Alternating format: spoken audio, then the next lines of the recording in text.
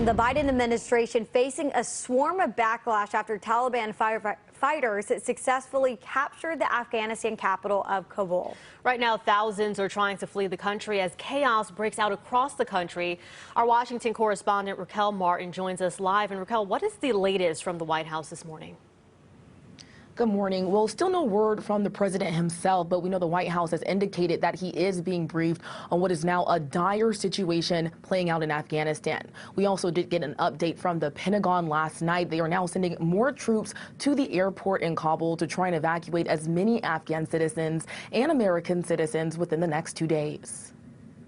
The U.S. Embassy in Kabul is now urging Americans and Afghans not to travel to the international airport in Kabul until notified. As images overnight continue to show hundreds making a mad dash to planes to flee Taliban control. The Pentagon and State Department say the U.S. military is now sending 6,000 troops to secure the location to evacuate thousands of American citizens and vulnerable Afghans.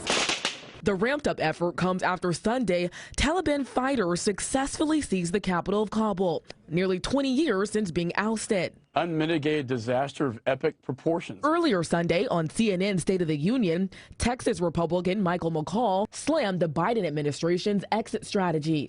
This is going to be a stain on this president and his presidency.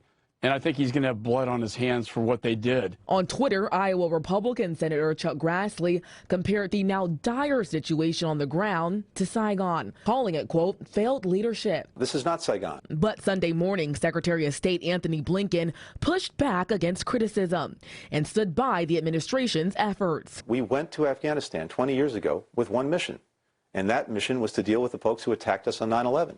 And we have succeeded. Remaining in Afghanistan for another 1, 5, 10 years is not in the national interest. In a joint statement, the White House, as well as dozens of countries, called on the Taliban to keep the borders open, allowing Afghans to flee the country if they so choose. Secretary Blinken said yesterday that the U.S. and its allies will not be recognizing the Taliban government if they choose to violate human rights and also harbor terrorists. For now in Washington, Raquel Martin, back to you. Yeah, and Raquel, before we let you go, do we have any idea when we'll hear back from the president?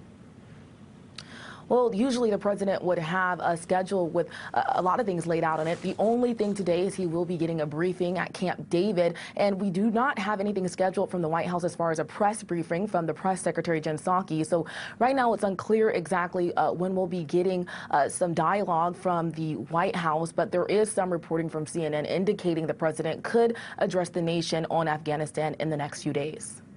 All right, we'll wait and see what happens. Raquel Martin, thank you.